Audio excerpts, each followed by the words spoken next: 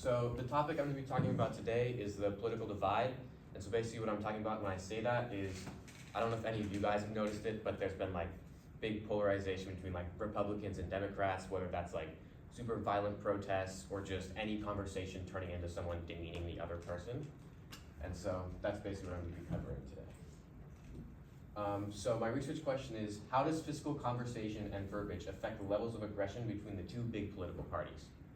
And so throughout time, the two political parties have increasingly more aggressive towards one another, which in turn is pushing people away from a common goal. My variables were my independent was the Democratic or Republican parties, and my dependent variable was a handshake, which I'll mention later in my methodology. So what I'm doing for my methodology is, so I'm going to have a Confederate who is going to follow a script, which is right there. And so basically what they're going to be doing is they're going to go into a real world protest disguised as either a Democrat or a Republican based on which one I'm going to be measuring for that case. And so what they're going to do is they're going to go into the protest, they're going to start up a conversation with the case, they're going to be wearing a microphone so I can measure the verbiage that's being used, and I'll have like a word bank, and I'll decide which words count as aggressive versus not. And at the end of the conversation, they would offer a handshake. And I'm going to be measuring whether or not they took the handshake based on whether they're the same or different political party. And so here's one of the graphs I made. So for the Democratic Confederate, for the Democratic protest, the number of aggressive words was much lower than the opposite party, vice versa for the Republican protest. And my reference for these came from a different article that I found from Twitter that talked about the amount of aggressive words they had for like each Twitter post. And then here's a table from that article. I'm not going to talk about all the stuff just because there's a lot there. So basically what it's just saying is the different kind of words used in each of the Twitter posts and whether like which group said them more versus the other one.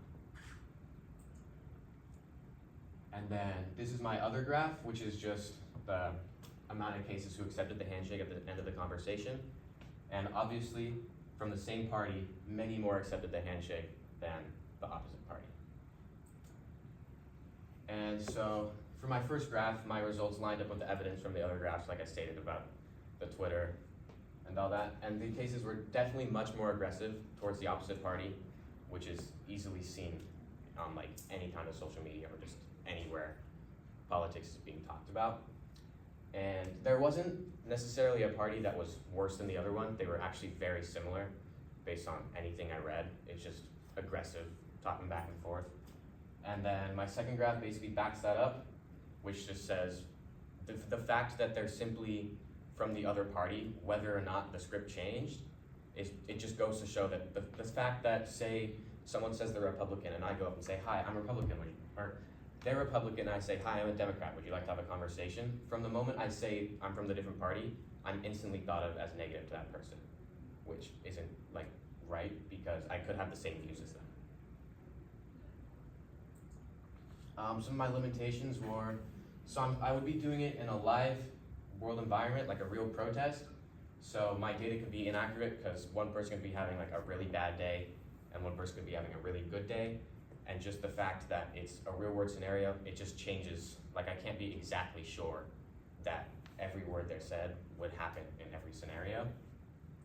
And the second limitation is I would have to ask each case after the conversation if they'd be okay with me using their data for ethical purposes.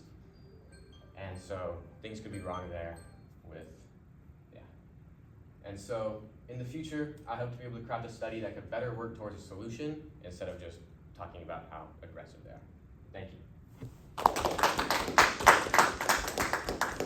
Any questions? How did you come up with this?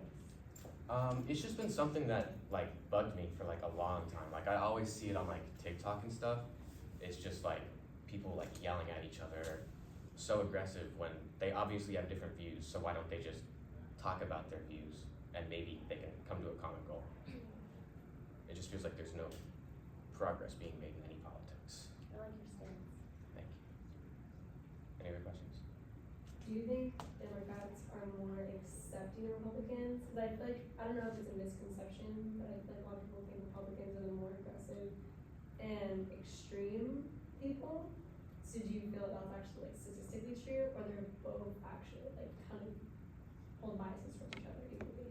In all of the data I saw, it was just aggressive towards one another. There was actually no bias. Like social media, it seemed that Democrats were much more aggressive on social media versus in person where Republicans could be more aggressive, but that's just because obviously Democrats are a lot younger in general, so they spend more time on social media.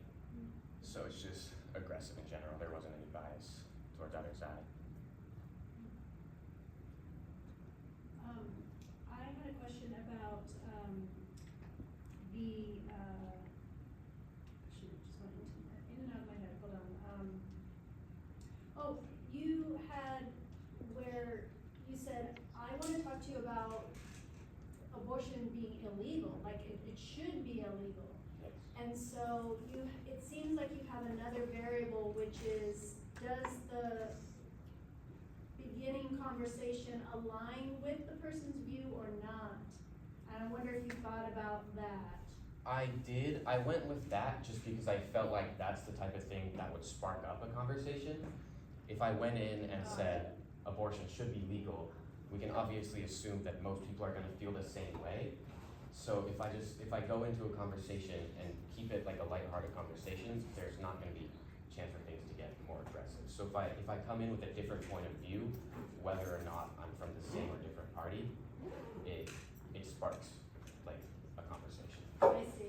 I guess I was thinking that prompt is gonna sound different to most Democrats versus most Republicans. Like most Republicans would be, I think, receptive to that conversation, and so it would be very interesting to come up and say, hello, I'm a Democrat, I wanna talk to you about why abortion should be illegal. And the Republican person's like, well, I just heard Democrats, I was gonna get progressive, but then I just heard something that I agree with. So I think that's a very interesting way to do it, because now you are manipulating two independent variables. The party that they say they are from and potentially the way they come in. You could mix it so that half the participants they hear it's legal, half illegal. Yeah. I think another thing that plays into that is religion though, because I know there's Republicans who do feel that abortion should be legal, and I know many who do think it should be illegal. It's very religion-based instead of politics-based. Yes, I think that as well. Okay, wonderful work.